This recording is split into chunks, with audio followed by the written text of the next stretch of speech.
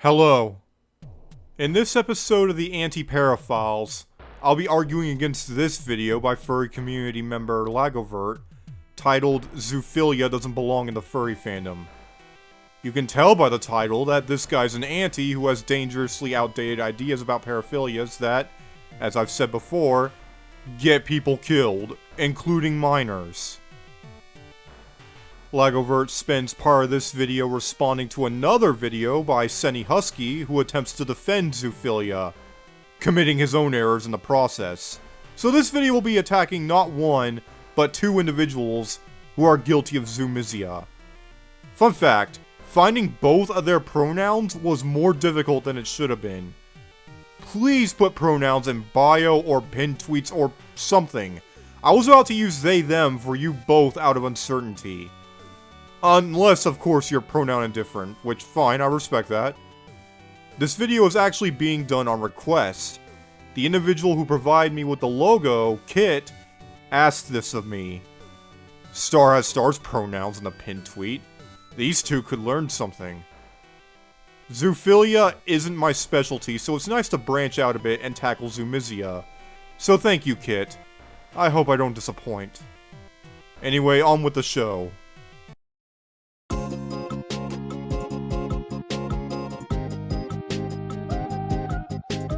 I've made multiple videos that can essentially be boiled down to saying zoophilia bad, to the point I'm sure a handful of people in my audience are getting tired of me repeating it. I mean, there are only so many times you can preach to the choir before people get exhausted from hearing it ad nauseum, as am I from feeling the need to repeat it.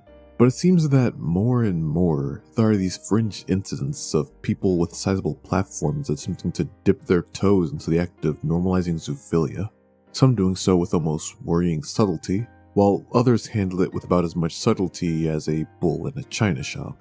I want to talk to you about a recent post that rubbed me the wrong way. A post about giving community to a rather vile group of people, as well as a not so recent video displaying why we shouldn't be providing that group of people community. As there isn't much for us to warm up with, let's just get into it by talking about the artist Kroobs. Kroobs is a theory and furry artist that has garnered quite the following for herself. Recently, she found herself in some hot water due to a tweet thread that seemed agreeable enough at first, but would possess a rather suspicious intention with it.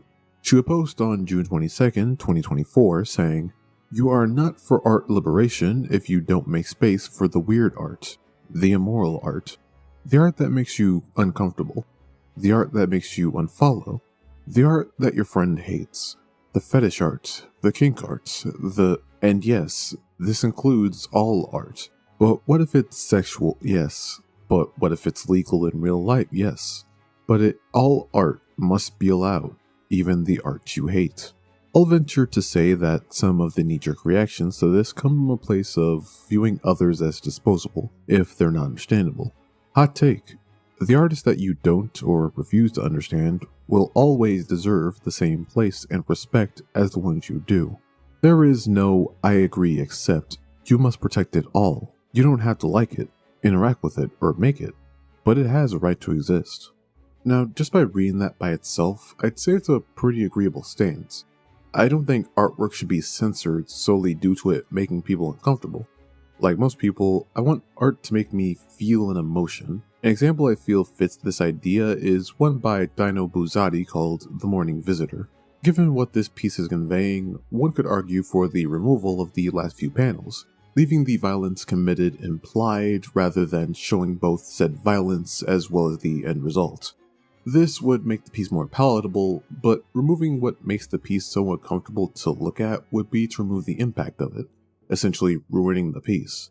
However, this concept wasn't exactly what the thread was referring to, as it came in tandem with a similar post on her Not Safe for Work Twitter account, one that Kroobs retweeted on main and completely changed the context of the thread I just read. The post said, "If you're really about people getting better or abuse prevention, you will understand that even pedophiles and zoophiles need community, support, and the right to artistic expression just like every other person on this earth. When do you stop viewing other people as people with basic needs and the right to better themselves, Not all pedos are abusers. Not all zoophiles are abusers. If you deny people with taboo attractions the right to heal via art/community, you are not about it. So where do we begin? Well, for starters, I'm sure you can guess what type of artwork a pedo or zoo would use to heal. Artwork that shouldn't be held on the same podium as the avant-garde works I assumed their threat was referring to. There's a wide difference between artwork specifically made to deliver a message and artwork made specifically to arouse a group as mentally ill as pedophiles and zoophiles. If someone is unfortunate enough to suffer an attraction to children or animals, then yeah, that truly sucks for them. A defect like that should be met with support in the form of a psychologist or qualified health professional. But to say that zoophiles and pedophiles deserve to heal through community and art? When it comes to the furry fandom, pedos and zoos don't deserve to be here. People with a sexual attraction to children shouldn't be allowed in a community with children present. People with a sexual attraction to animals shouldn't be allowed in a community where animals and aspects of them are a core staple. So why would we allow them here? To heal through feral porn and cub? To allow them a chance at taking advantage of members in the fandom? Alright, so let's look into these mistakes. First off, he appears to differentiate pedophilia and zoophilia as an attraction from the actions of child and animal sexual abuse. He associates the two, however, without a shred of evidence. This video goes on for 30 minutes and he fails to source any correlation between having the attraction and being a rapist. Know why? Because people assume such a connection is obvious and self-evident. Just like how decades ago, men having penises and women having vaginas was considered obvious and self-evident. It's not. PSA, display your pronouns. Common sense is a horrible argument and in this case is fueled by the wisdom of disgust, which also prevents any desire for investigating the truth of these matters. First off, the majority of maps do not commit CSA. The majority of people who commit CSA are not maps. They're abusers sometimes looking for an easy target to get their dick wet. Same with those who sexually abuse animals. We live in a highly abusive culture after all. Having an attraction to children or animals doesn't cause someone to rape them any more than having an attraction to men causes someone to rape them. If they do, they're a rapist. CSA and animal abuse is much more of a rapist problem than a pedophile or zoophile problem. At the risk of beating a dead horse, if a map does sexually abuse a child, their attraction doesn't contextualize their choice of target any more than a homosexual man who rapes another man's sexuality influences their choice of target. It's not an out. It's not an excuse.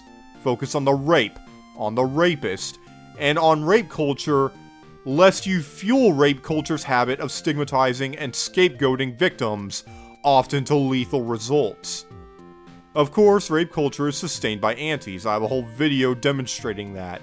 At the very least, I can say that I have much more evidence of antis committing sexual abuse than maps, and thus more cause to consider antis potential abusers, both statistically and from the bigotry that sustains their beliefs.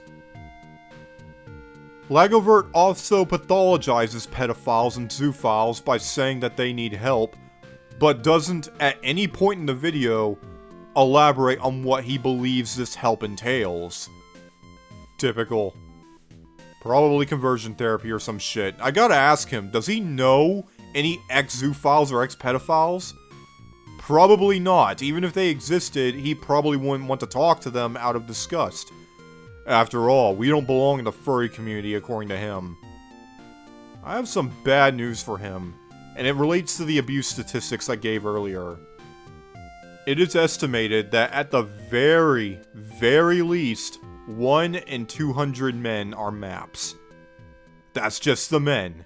That's not factoring in MBs like myself or women, and that's from old studies where people were less equipped and less willing to identify as such. And the number is likely to be an order of magnitude higher. Hundreds of millions of us. Zoos? 2% of the population. About 160 million people as of this writing. So, worrying about zoos and pedos being in the furry community is silly. Any sufficiently large group is going to have us, whether we're open, closeted, or unaware. Zoos shouldn't be in a community where animals are present or a staple? Too late. Maps shouldn't be around children? Too late. In fact, maps often are children themselves, and they certainly don't benefit from being told they're broken or ticking time bombs or freaks. Again, I have more cause to say it's the aunties who shouldn't be around children. For the record, do you believe homosexual men should stay away from other men? Are they ticking time bombs or potential rapists too? Why is that so different? Also, the art. Those tweets were spot on, and I feel so bad for Kroobs for all the harassment they suffered.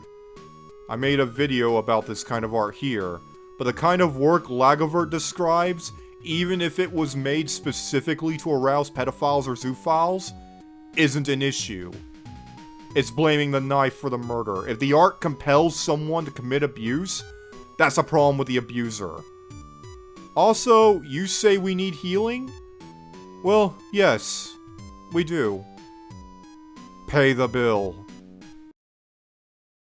Now, with how Twitter functions, one would assume that these posts were either made with the worst of intentions, or that the OP just didn't think things through. Scrolling through Kroob's feed, I am more inclined to lean towards the latter. Seeing a number of Kroob's posts, I see a mindset of someone who believes in communities coming together to help people from their lowest points in life. Seeing that, it does at the very least explain their logic behind this. However, at a certain point you do need to take into consideration that people with this affliction can and will, and have taken advantage of that mindset time and time again. Anyone who's interacted with or is a part of the furry fandom, hell, even the LGBT, should be more than aware of how both pedos and zoos will latch onto communities and use them to defend their horrid actions. Just because a few virtuous pedophiles exist doesn't mean we should be giving a chance to everyone who comes out announcing they have an attraction to minors. We should be getting them psychological help, not a community to let them express their paraphilia through art. Because when you allow these people into your community, regardless of the things they condone, you end up with more and more people like Kiro the Wolf, who believe they can sexually abuse their dog to death and still somehow have a place in the community. And you continue to end up with people like the next person on our chopping block, CennyHusky.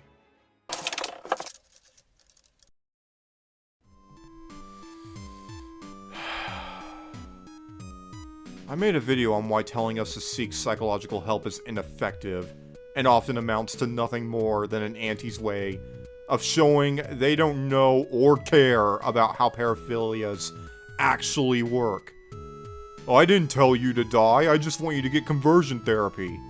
They never elaborate on what they believe this help entails. It's another one of the 30 wacky and delicious flavors of thought termination associated with practically any discussion of paraphilias. Another being conflating abusers with those with paras, seen when he says just because a few virtuous pedophiles exist, which implies that pedophiles who don't commit CSA are relatively rare, instead of being the vast majority of us. Then, he uses an example of one zoophile who committed abuse as a way to paint all 160 million of them as abusers or potential abusers. At least LagoVirt says he's a zoophile. I don't know Kiro's case. Meanwhile, here I and other folk are demonstrating that vocal aunties routinely commit sexual abuse. We've compiled so many fucking examples, yet they scramble to deny causation or correlation. Reminds me of another phenomenon. Thus, as I said before, if I were to cast suspicion on either zoos or aunties like LagoVirt being potential abusers, it would definitely be the latter. CennyHusky is a furry in his presumed mid-30s, mostly known for his past as a DJ, notably at the gay furry club on Second Life. However, the reputation and the fandom seemed to slowly tread downhill when the dreaded zoosadism Telegram leaks of 2018 came around. If you were to look into these leaks, you wouldn't exactly see Cenny himself in the leaks. But you would see convicted zoosadist and pedophile Levi Snake Thing Simmons mention Cenny by name as someone looking for an animal to fornicate. Snake Thing saying, "Oh, do you know any owners in Canada as well, by the way? Because Cenny wants some zoo fun." He would also say, "I've been looking for an owner for Cenny in Canada as well. Not sure if I told you that. I may have found one. Now just to convince the person that may be able to assist to secretly film it, XD." These messages were from 2017, and while these don't exactly confirm Cenny engaged in bestiality or was a zoophile at the time, he didn't exactly make his interest in the label a secret beforehand. You could go back as far as late 2013 to see him liking a tweet linking to an off-site bestiality repository. However, he explains this off as something he mistakenly liked, but a rogue Twitter bug refused to let him remove the like when he tried. Something he claimed to capture in an OBS recording, but that seems to be lost to time as I couldn't find it posted anywhere. But apart from that, you also have Cenny's deleted F-list account that has zoophilia placed in the Fae Fetishes column, alongside other fetishes like age play and underage characters. Not too surprising given the feral and cub porn he's commissioned of his Sona. There's also his Curious Cat account where in 2016 he was asked, "Could you tell us more about the Zeta symbol in your Twitter profile description?" To which he would respond, "If you know what it means, you know what it means." I'm a fan. However, this is an archive of this answer. If you went to his Curious Cat account today, this answer is nowhere to be found. Maybe his account having one less answer on it has something to do with that. But I would say that the most incriminating moment of Cenny's history would be in October 2018, presumably concerning talk in the fandom about the leaks. Okay, first off, being a zoophile, or a pedophile, or a zoosadist, or any combination of them, isn't a bad thing. Those aren't actions. If someone was convicted for abusing children and animals, that makes them an abuser, whether they were pedophilic, teleophilic, whatever. Again, that's more in line with what antis do.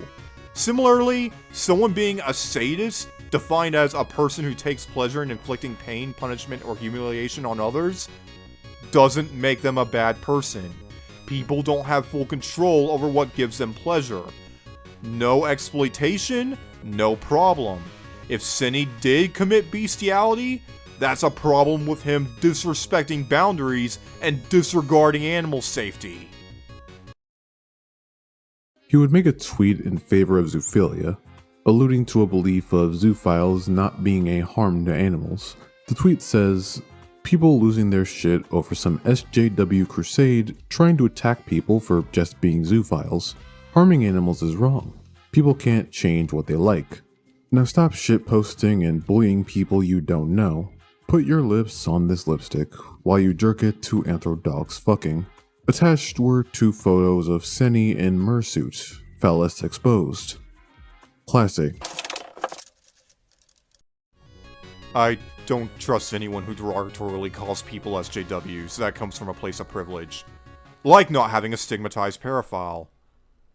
I also strongly condemn sexually harassing people. That's what antis do.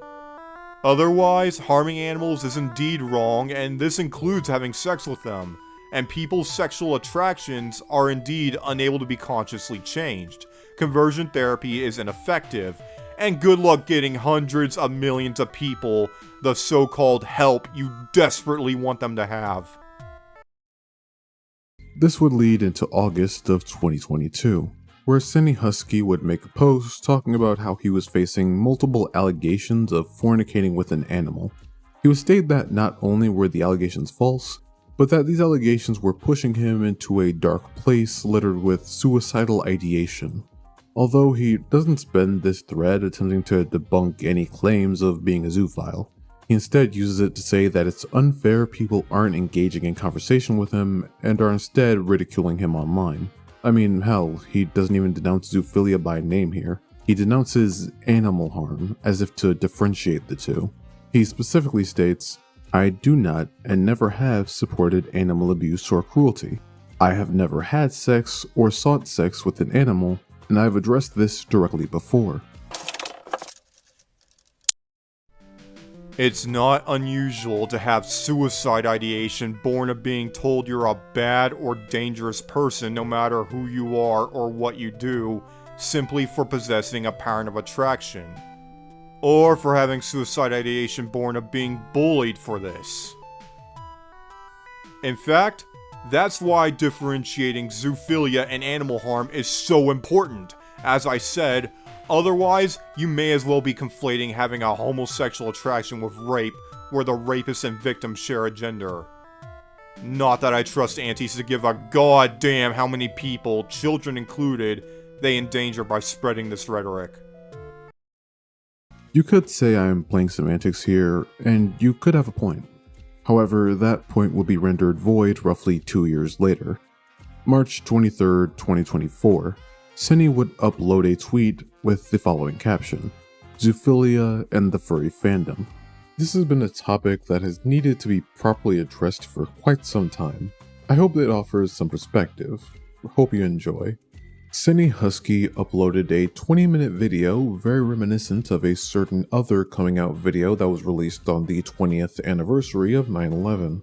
He even felt the need to be in his VRChat avatar while doing it. Coincidence? So yeah, Cenny uses this video as an attempt to explain how zoophilia isn't about fornicating with animals, but it's about loving them beyond being your best friend. While also arguing that if it were to be about fornicating with animals, is that really a problem? I mean, you can't judge me for wanting to screw a dog because furries are kinda zoophilic in a way when you think about it. Yeah, it's one of those. You indeed shouldn't judge someone for sexual feelings beyond their control. Also, zoophilia is a sexual attraction. Feelings of deep love for an animal have nothing to do with it. You can be sexually attracted to all kinds of things, but not love them. You can be sexually attracted to someone you hate, for fuck's sake. Need I remind you that neither LagoVirt nor Cenny have quite the right of it, at least from my perspective. Also, I think it's very Americentric to condemn someone for doing something on 9/11, especially since every day on the calendar could probably be the anniversary of the US committing a horrendous action, including 9/11. Absolute foolishness. I do not and will never support animal abuse for sexual gratification. I have never had sex with an animal in any manner. And this video is not encouraging people to fuck their dog, but I feel it important to understand what zoophilia actually is. A love and attraction towards animals in a fandom based around a love and attraction of being an animal. The zoophile label was thrust onto me for years within our community. And rather than just give the haters what they want and just disappear to further empower them to hate mob their next victim, I've decided to lean into it and talk about it. He starts by attempting to drag the fandom down with him, with the age-old claim of furries being inherently zoophilic, which isn't the case whatsoever. He even mentioned how people labeled him with the term zoophile for years, which... it's a mystery as to why that would be. The video opens with him laying out what he plans to do in the video, which is go over zoophilia, bestiality, and zoosadism. His tackling of zoophilia... how do I explain this? You know that one anti-furry line where it's like, you want to pretend to be an animal, you can get hunted down like one? Well, his tackling of zoophilia attempts to lend credence to that crappy retort. He mostly spends this section attempting to paint newer members of the fandom as hypocritical Puritans for pushing out zoophiles, while also getting their rocks off to anthro-furry porn. This is based mostly on the fact that most in the fandom have anatomically correct genitalia on their characters. So you differentiate furries and zoophiles, good! Differentiate zoophiles and predators. I don't make Cenny's mistake and assume those in the furry or even feral porn are automatically zoophiles. I have a video covering a similar topic here, I've mentioned it before. Long story short, it's the same reason why zoophiles wouldn't necessarily be into furry porn or feral. They're all distinct from each other, and it turns out what turns you on isn't entirely rational. Also, the new wave of people entering the fandoms are less Puritan than they seem. You know why? Because young pro-shippers and paraphiles are targeted and silenced. Remember acidic paws. Zoophilia is defined as a sexual attraction of human towards non-human animals, which may involve the experience of sexual fantasies about the animals. So, what does this mean? Well, it's a term used to label people who have an attraction to animals. But as we all know, attractions can take many forms. The furry fandom at its core is a highly expressive and sexually liberated community, where people from all walks of life find commonality and community. Its members take on animal personas, or fursonas. We use these as projections of characteristics and behaviors, be it that you want to project cat-like behavior, dog-like behavior, maybe you're even a horse, in which case, here's my number. With this, there's a lot of artwork that gets commissioned. There's an entire market and ecosystem within the community, from people who make fantasy silicone sculptures, artwork, fursuits, write stories, hold events and conventions, etc. Many would lead you to believe that the sexual aspect of the fandom is small and insignificant. But honestly, I think that the market can speak for itself, and that the sexual aspect is more than what many who say this would lead you to believe. So what does this have to do with animals? Well, furry embraces and projects these animal characteristics, fetishizes it even. Sure, the animals are usually anthropomorphic, but that doesn't stop people from getting their animal characters drawn anatomically correct. And yet there seems to be an internal conflict within the community that has spun up over the last several years as the community has grown and a younger audience has appeared that feels that they can dictate what is acceptable. Now, let me cook a bit for this one, because most outside the fandom, and even some inside, will probably think I'm burning down the fucking kitchen on first listen. Anatomical correctness has been a point of contention in the fandom for a while, but not to the point that there's some civil war here. It's usually treated as a preference as whether a person is or isn't comfortable with it. More often than not, accusations of a furry being a zoophile for an attraction to genitalia other than human comes from outsiders looking in at the fandom. It's usually baseless, but the logic behind it is understandable. Sure, the call can sometimes come from inside the house, but personally, as someone who's inside the fandom, I wouldn't find myself immediately labeling someone as a zoophile for getting off to schlong shapes other than human. I can rationalize that just because someone's getting off to a tentacle toy doesn't mean they actually want to get fisted by the uncooked calamari. His next argument about the fandom having a somewhat sexist approach to this is why I believe most here don't find it to be a zoophilic thing.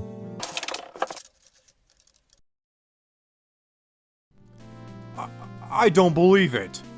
How can you recognize that someone preferring animal genitalia isn't necessarily indicative of being a zoophile or predator, and that sexual fantasies don't necessarily equate to conscious desires, but you fail to realize that someone being a zoophile isn't in any way indicative of them being a potential predator? That someone can fantasize about having sex with animals, but just not do it. Or having a fire fetish, but knowing way better than to touch it.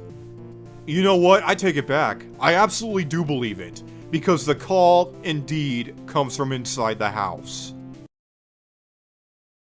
It becomes pretty obvious that the fandom is predominantly gay, and almost fairly sexist in many aspects with the hypocrisy that some of its members display.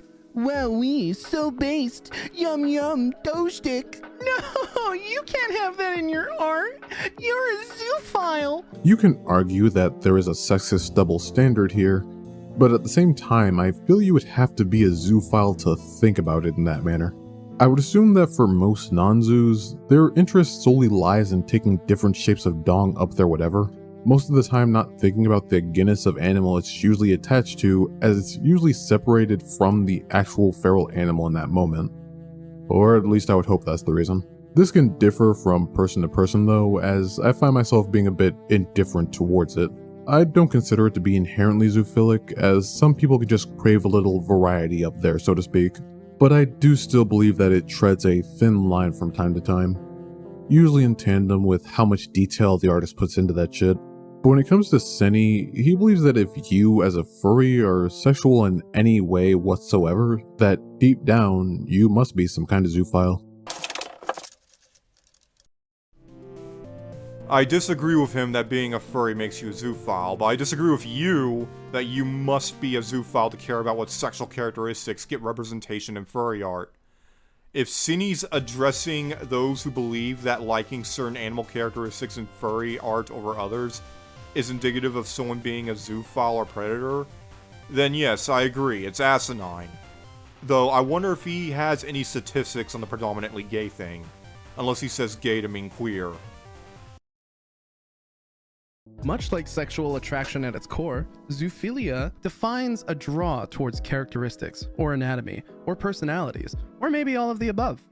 I personally believe that if there is any sexual aspect to your furriness, it is most likely from a deep-seated root of something that is zoophilic in nature.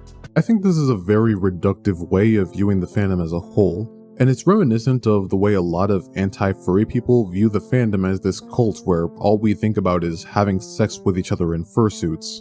It's hyper-focusing on a specific tree in this massive community, and refusing to pan out to see the entire forest. The furry fandom isn't some massive mega orgy where everyone's fucking everyone, frontwards, backwards, 360 degrees under the fridge. The fandom is a community that encourages self-expression above all else.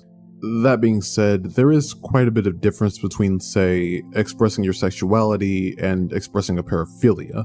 Call me crazy, but I don't think having a mental disorder is something one should be proud of. The part you're usually proud about is overcoming that disability and not letting it ruin how you go through your life. Like, I'm not proud to have ADHD, but I am proud when I overcome it and actually focus on something to completion. Albeit with the help of a little blue pill, but that's to say that zoophiles shouldn't be proud that they find animals hot. They should be proud in suppressing that paraphilia and celebrating each day they don't think about diddling Lassie. If getting there requires seeking psychological aid, so be it.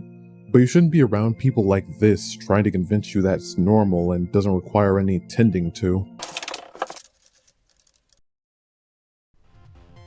Oh dear, now the ableism. I don't know how LagoVirt here defines normal, but it's evident he prizes things that are normal. Apparently excluding which is a sexuality possessed by over 100 million people, which he calls a mental disorder. It's a pattern of attraction. Nothing more nor less. I've been over this before. For the record, I'm very, very proud to have autism, and to be adamantly, actively abnormal, because I'm more sensitive to the ableism in our society and what needs to be fixed than I would be otherwise. Same with having paraphilias, which I've covered in this video. Otherwise, there's a greater chance I'd still be saying the same bullshit you are now. So no, I'll not call you crazy. Instead, I'll call you normal. Because it is indeed normal to be ableist, and to perpetuate extremely toxic bullshit about oppressed people. It's normal to dehumanize people based off factors beyond their control, and make them fair game for the worst harassment possible, even if all you're doing to enable it is to think lesser of them for being weird. Hundreds of millions of people live with a stigmatized paraphile without requiring anyone to tend to it. Well, not beyond having to cope with the harassment, and hopefully being informed that having it doesn't necessarily make you a monster or ticking time bomb. But that's not quite the help you want us to have, is it? Also, Cenny, if someone's into furry art, all that could really mean is that they're into furry art. It's still distinct from real animals. Being into dicks doesn't guarantee you'll be into clits. Much of the harassment I've received from this topic being discussed often boils down to the trolls being mad because they are potentially in the closet about their own attractions and desires that make them uncomfortable. Wouldn't you like to know how many people from your past have come to me and explained how many skeletons are in your closet? It's the same as being the bully on the playground that picks on the flamboyant kid because they're uncomfortable with the fact that they're actually gay. Or maybe it's because Senny thinks people being sexually attracted to animals isn't an issue that should be tended to the point you have to project onto the people critical of you. And like every zoophile ever, he just has to rope the LGBT into his bullshit, because clearly these people can't seem to comprehend the difference between sexuality and paraphilia. And if that wasn't bad enough, Senny then argues the idea that being a furry against zoophilia goes against the fandom ideal of radical self-expression. First off, Cenny, yes, oftentimes antis have stigmatized paraphilias themselves. There are hundreds of millions of us. But it may not even be a matter of them being uncomfortable with their sexuality, they may not even be aware of it. The thing is, hating paraphiles is normal. They're yet another in the long list of minorities oft conflated by propaganda and the wisdom of disgust with abusers or potential abusers. There are people with paraphiles who hate people with paraphiles without a hint of irony. I was once among them. Of course, they may also not hold anti-beliefs, but be doing everything they can to not be targeted by antis, so they attack paras to evade suspicion. I don't doubt that's the case a lot of the time, not that they're entitled to forgiveness. A different matter is the numerous cases of, say, CSA among antis. As demonstrated, that doesn't require a minor attraction. The unfortunate fact is, under rape culture, oppressed people like children, pro-shippers, paraphiles, and all at once being dehumanized and seen as fair game for sexual abuse is also normal. As for you, LagoVirt, I ask you again, what do you mean by tending to zoophilia? Conversion therapy? Reducing sex drive? The pattern of attraction will still be there either way. Or are you unable to comprehend that someone having a pattern of attraction isn't necessarily going to cause them to rape what they're attracted to? Guess we should tend to all the lesbians lest they rape other women. Absolutely absurd. And yes, if you don't solve your discomfort with open pedophiles or zoophiles or pro-shippers, and the comfort with the horrors they've been put through, then you oppose radical self-expression.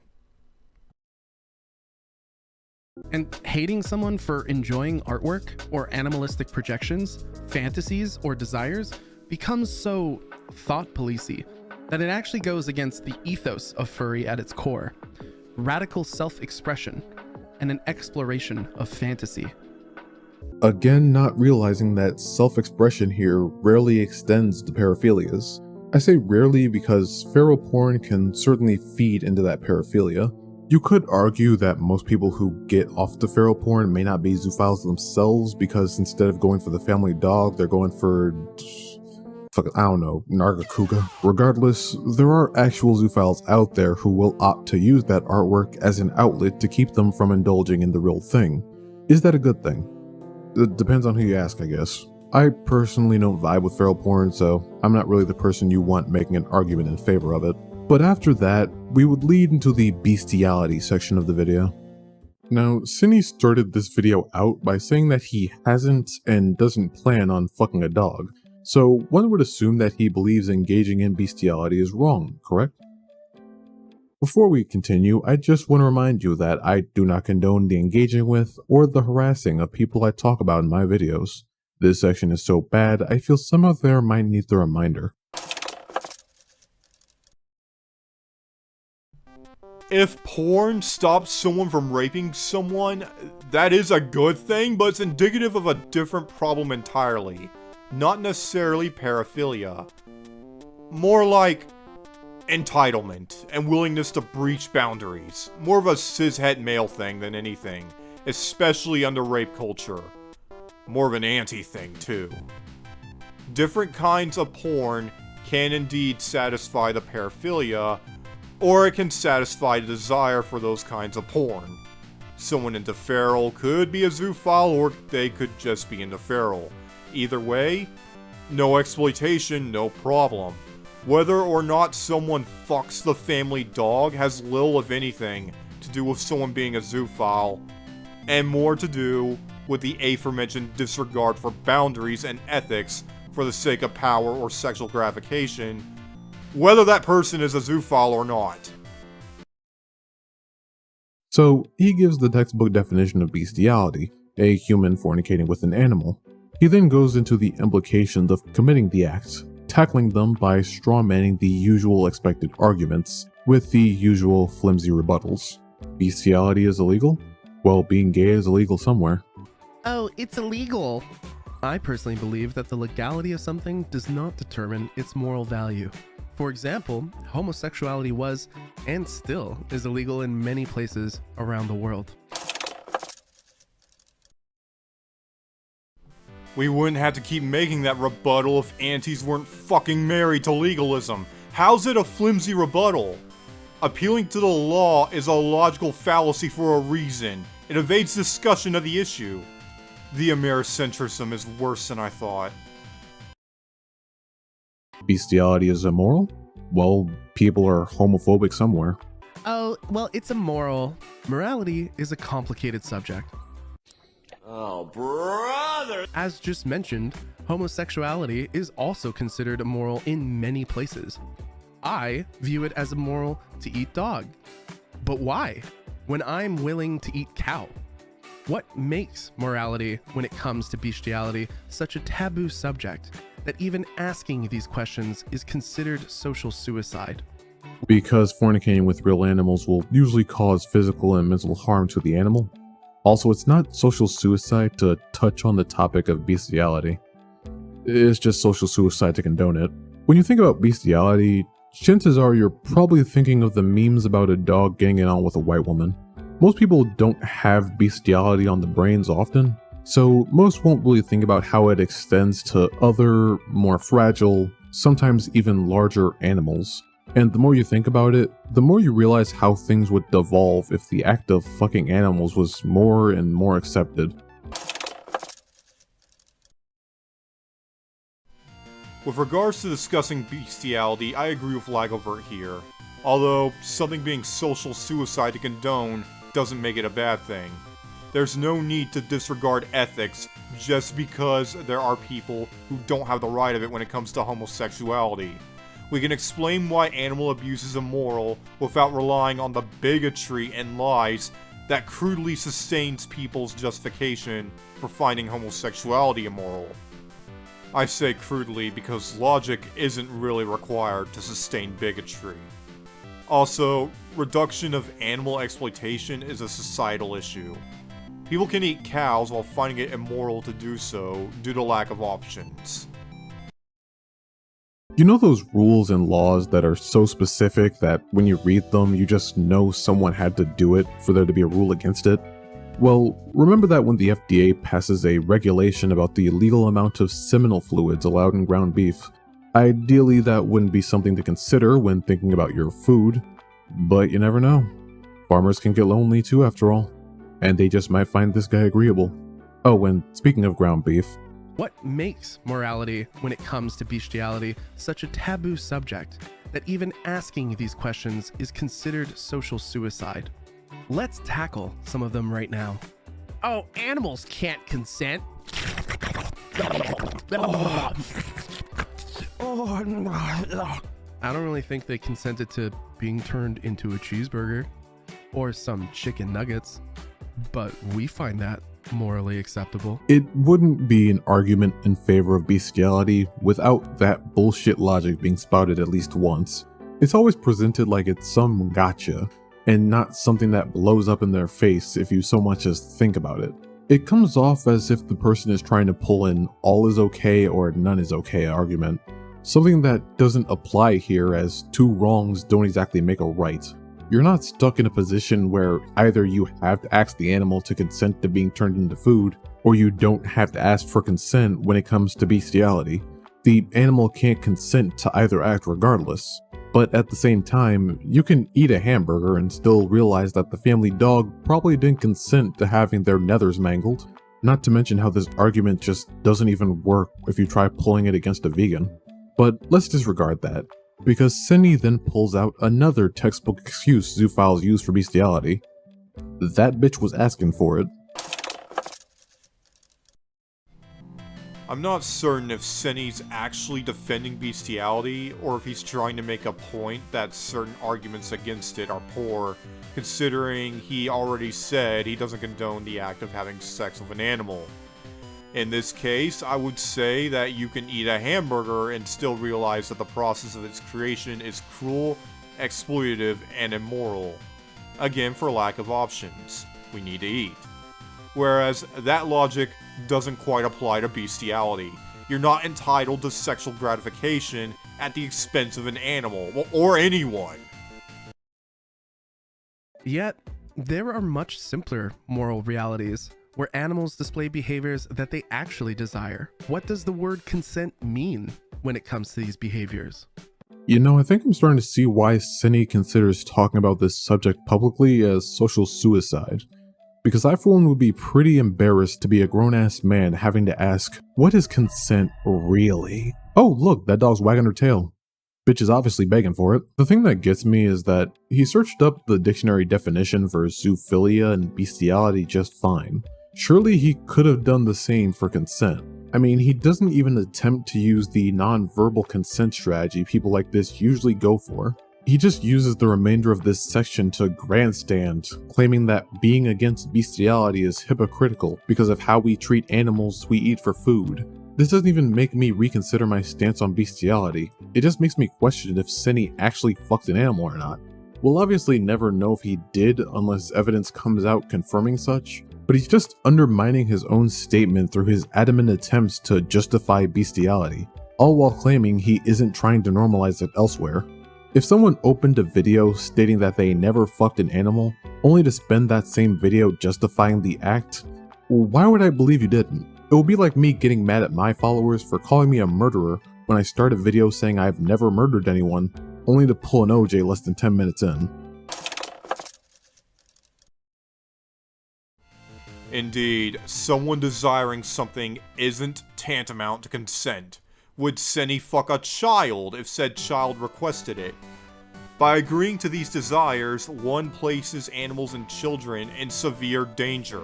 I talked about this in another video of mine. Senny's failure to address a couple of key arguments against bestiality may be indicative that he's hiding something, but it may also just be a thought experiment gone wrong. Like he's trying to encourage people to use more logically consistent arguments, which I can understand. I oppose CSA, but many arguments against it imply it's committed by people who statistically don't do it. It's important to get to the bottom of these kinds of things, with children and animals at stake. But Senny should really know what consent is, or at least have better faith in those arguing against bestiality, whom he claims to be among. For instance, I've never seen anyone deny that animals can display sexual behavior towards humans. But moving on from this section would bring us to the third part of the video, zoosadism. Like most zoophiles, he disavows the practice because zoosadists hurt animals for pleasure, while zoophiles hurt animals for pleasure. But hey, at least they can mask it behind love, unlike those dirty zoosadists. Zoosadism is the sexual pleasure derived from cruelty to animals. It is a paraphilia where zoosadists are sexually aroused by pain inflicted on animals. I'm sorry, but I feel I need to remind you how he couldn't do this for the definition of consent. I'm still not over it. Zoosadism is part of the McDonald triad, a set of 3 behaviors that are considered a precursor to psychopathic behavior. Zoosadism is an attraction, desire, or action where someone extracts sexual pleasure from cruelty to animals. I have always found this to be disgusting in nature. This is a huge red flag for me. I don't understand how someone can extract sexual pleasure from displaying cruelty towards an innocent animal. I legitimately don't understand the delusion someone can have to say that just after they spent 6 minutes justifying bestiality. To play dumb, as if you're above people who derive sexual pleasure from hurting animals, just because the animal harm is a side effect of bestiality rather than being the main goal in your case. Although after this, Senny would actually surprise me by addressing his mention in the Zoo Sadist leaks of 2018, albeit rather vaguely. Delusion, he says. There's LagoVirt with the ableism again. Of course. Whatever the case, you both commit another critical error here. Cinny, people can't help what turns them on. Are you going to go after people with any violence fetish? So long as there's no exploitation, I don't see the issue. Of course, because Cinny attempts to frame zoophilia as an expression of love, he would of course be opposed to forms of abuse depiction or attraction that lack love. As LagoVirt points out, love is not mutually exclusive with abuse. You can commit bestiality with the most loving of intentions and you'll still be committing abuse. This is the logic that has abusive parents calling their children ingrates for the children telling the parents that they're abusive, because the parents love them and act out of love and lovingly give them gifts and support. This also applies to abusive partners. There are good people out there who cannot love at all, and bad people out there who are very loving. I recommend reading an article here that gets into it better than I do. As for zoosadism, possessing zoosadism isn't indicative of anything other than possessing zoosadism. It doesn't automatically make someone an abuser or a potential abuser. The furry fandom in itself has also had its own issues with zoosadism. Hell, there was a leaked document from where a disgusting individual who's now thankfully rotting in prison name-dropped me, never spoke with me, but referenced me in their conversations, trying to find someone with an animal to rape me without my knowledge and film it. For some reason, furries have played a game of telephone over the last 7 or 8 years when they look at this and believe this to be proof that I am some sort of horrible person. I've never even chatted with this individual, and I've never been in support of people harming animals for their own sexual pleasure. I didn't say he addressed it logically. I'm just surprised he acknowledged it at all. To touch on his mention in the Zoo Sadist League, obviously those mentions alone aren't enough proof to claim he's a zoophile or fornicated with an animal, but it's enough to question what the deal with that is, and that's just the thing. He says the fandom played a game of telephone with the claim of him being involved with zoophiles. If that rumor had been circulating for the last 7 years, you'd think Cinny would have addressed it at some point before now. Hell, if I got my name caught up in the logs of people talking about fucking their dogs, I'd be combing through that shit to prove my innocence as concisely and as soon as I humanly could. In Cinny's case, not only did he let that rumor go unchallenged for years, just to use mental health and misfortune as a cop-out to disproving his affiliation with the zoosadist group, but even before that, he just added to the rumor by adamantly defending zoophilia and having fun with people who were implicated in those same leaks he was mentioned in. Why do you expect people to have the full story to an accusation when you refuse to provide your side to it and instead just make yourself look more guilty? Again, the ableism. Mental health is an understandable reason for not wanting to poke that hornet's nest. I don't deny the possibility he might be hiding something, but the thing is, when it comes to that kind of shit, it's often damned if you do, damned if you don't. I, personally, would probably engage, but there's a reason representing yourself in court is discouraged. Say Cinny, who has mental health problems already, and probably wouldn't, or couldn't, spend mental energy to add fuel to this fire, attempted to acknowledge these rumors and defend himself. His eagerness to defend himself, or even his thoroughness in defending himself if he manages it, would then likely be used as proof that he's desperately hiding something, or that he's so desperate to prove his innocence while suspicious eyes are all over him using any excuse they can to exploit his mistakes or misinterpret him or make him look bad, and it'll never be enough. This is not unprecedented. Having walked among spaces filled to the brim with stigmatized abuse victims such as myself, I can very easily understand why he would have wanted to stay away from that kind of drama. And to touch on that last line, I've never even chatted with this individual, and I've never been in support of people harming animals for their own sexual pleasure. let's cut the bullshit here. You've been justifying it for 14 minutes so far. I'm not even going to bullshit you as the viewer.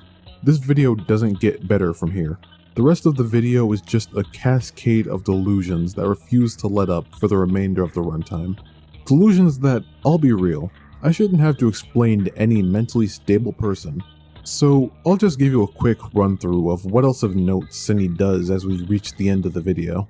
He says that people being strongly against zoophiles is driving them to becoming zoo sadists, as well as saying that people with larger platforms should break down the stigma of talking about zoophilia and bestiality. I have never been okay with zoosadism. I know that we as a community can do better.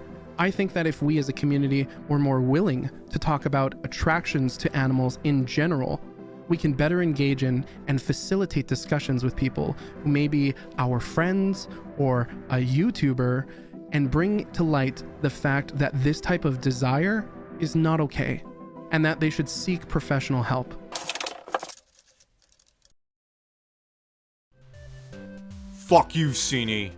What the hell do you think professional help entails here? And fuck LagoVirt too with his ableism. Dichotomizing zoophilia and bestiality and defending the former isn't fucking justifying the latter. Ceny outright says at the beginning of his video that he condemns having sex with animals. Then again, you condemn harassing people, but antis can say that all they like. Maybe I'm interpreting Ceny's video in better faith than it merits. Maybe he's a zoophile with too much emphasis on love who makes clumsy mistakes in attempting to encourage people to have more principled discourse on animal abuse. Or maybe he's really an abuser covering his ass and clumsily using his sexuality, assuming it is zoophilia because he doesn't accurately define it, to justify abuse if he's done so. My only context of him is from this video. And from this video, I glean that you're both antis who judge people based on what turns them on, who believe in conversion therapy, and who would scoff at therapists who accurately see sexual fantasies as just that. Speaking of which... If you get off to sexually assaulting animals, you are not okay. You should seek professional help. There. You're welcome.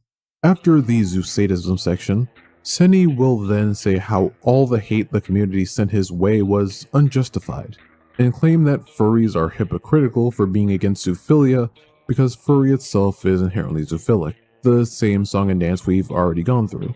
However, this time he wouldn't just try bringing the furries and the gays down with him, no. He had to drag the Therians into this as well. Lately, there's been a large movement that I've noticed. A large amount of people are slapping a Therian symbol on their profile, or as I like to call it, Zoo Light. Where people who used to be more open about a Zeta symbol on their profiles on Twitter now have replaced it with a Theta Data symbol, as a way to signal their attraction and affiliation with being an animal. Pretty much the same thing that brought me into furry in the first place. I want to be an animal. No, I don't feel I'm too well versed to speak about the concept of Therians just yet. Therians appear to be a group that more so have a large overlap with the furry fandom rather than just being another subsection of it. But I can say that the Therians I've talked to and are friends with aren't Therians due to a sexual attraction to animals. I would assume that the claim of them being zoo-light could easily be debunked due to their identity being on every level but physical, but I'm sure there are some Therians kind enough to share their stance in the comments below. Either way, this is where the video would end. Ceny ending it as most YouTubers would. That's just my thoughts on the matter. What are yours? Feel free to comment down below. I have a few more videos planned. If you didn't like this, don't worry. A lion doesn't concern himself with the opinions of a sheep. Trust me, nothing makes a YouTuber seem more reasonable than when they call people sheep for disagreeing with them. I know. Derogatorily calling someone an animal doesn't sit right with me either. Neither does assuming Therians are zoophiles by default or vice versa. Neither does demonizing Therians who happen to be zoophiles, or vice versa. Shit, am I being discriminatory towards demons by saying that? If you did like this, and please remember, keep being yourself, keep being honest and open, and make sure to keep furry weird. You keep using the word. I don't think it means what you think it means. So, you're probably wondering what the public reception to this video was. 8 or 9 years, I've been under the social microscope. I've been taught... As you would assume, a large number of furry creators expressed their hatred towards Ceny for coming out as a zoophile. However, you'll see a multitude of Twitter users saying how brave and well thought out the video was. Seeing that praise might seem confusing at first, until you notice that every tweet in support of this comes from yet another self-proclaimed zoophile.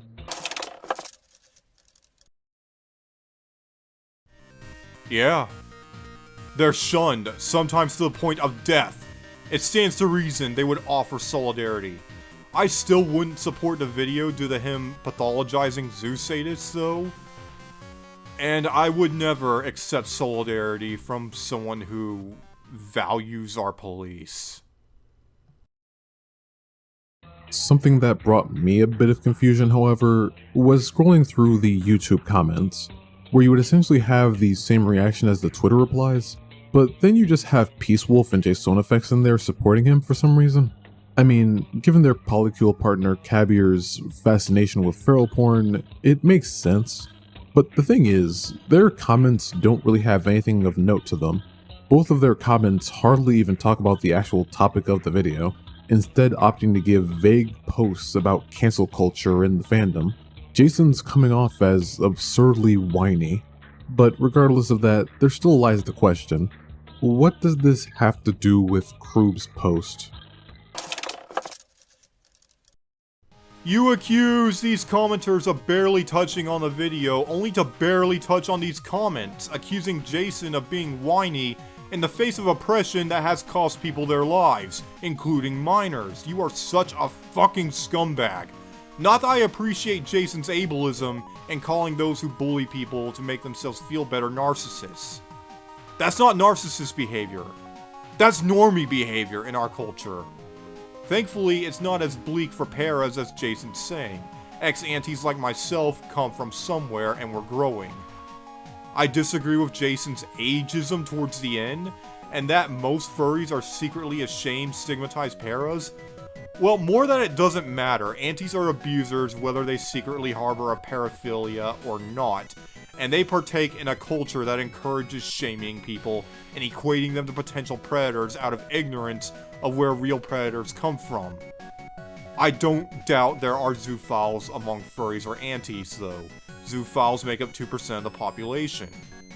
Jason brings up similar points to me in that engaging with antis in good faith is often impractical and likely to cause further suspicion.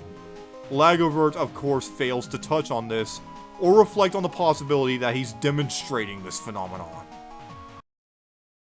While going through Kroob's tweets, I got the impression that Kroobs is a person who believes that everyone should have a community they feel they belong in. I mean, hell, that is how the fandom is supposed to present itself, right? It explains why they thought people with an arousal towards children and animals could get better as long as they had people around to help them work through it, you know? But as I said before, that process being viable fully hinges on the assumption that these people actually want to get better. That they actually acknowledge their paraphilia as what it is, and want to seek help suppressing it. And as I just showed you with CennyHusky, with the people who support and peddle the same shoddy snake oil he's selling, they don't see their affliction as a problem. They believe their affliction should be accepted as another walk of life, that being gay or transgender is in the same ballpark as wanting to fuck your dog.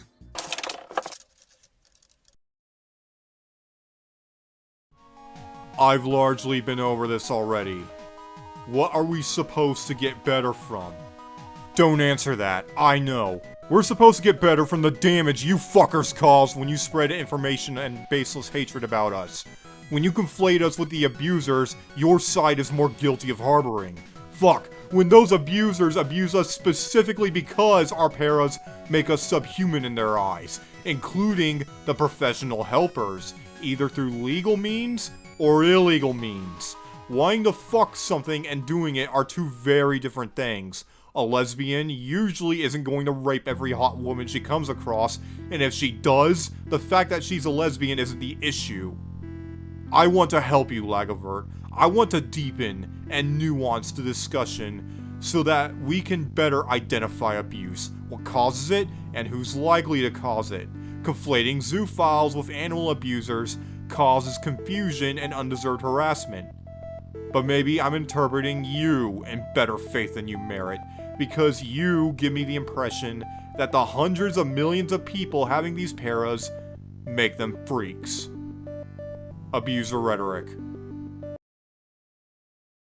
I'm all for people in need of help getting that help, but when you have these zoophiles and pedophiles invading well-meaning communities like our fandom, attempting to sway and groom the people inside it into thinking they're just as sick as them, that just because they like anthro artwork, that they must want to screw their pet.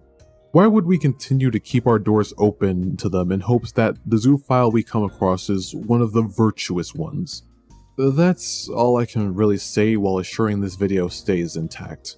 I'll be real, the words I've had to keep pocketed just to maintain some display of composure during this would surprise you. I'm a pretty nonchalant guy, but there's something about people defending the harming of animals and children that gets under my skin to an unreal degree. So best believe me when I say I'm probably going to be taking a break when it comes to talking about those type of freaks. It's about time I made some content that we can both walk away from with at least some faith in humanity still intact. That should be coming soon though, but until then, be sure to like, subscribe to the channel, and all that usual YouTube crap. And hopefully I'll see you again in the next upload. Stay safe out there.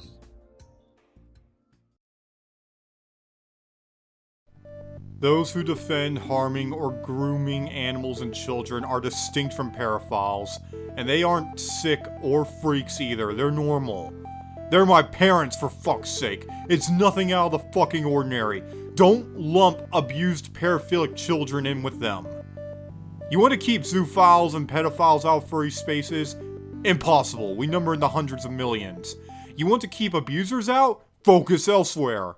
I'm not saying that every vocal anti is automatically an abuser, but if these people want to keep playing this game of assuming that paras are potential abusers, I'm going to show that I have much more evidence to the contrary, along with all the data I can find. I hope Krubs is doing alright, but LagoVirt and Cenny, you two need to realize that attractions don't equal actions.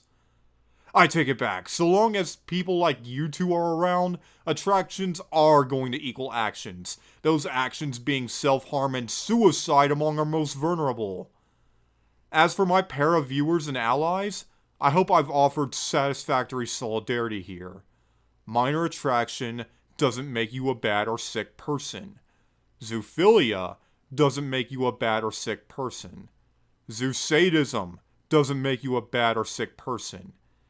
And being sick doesn't make you a bad person either. For abusers are the norm in our culture.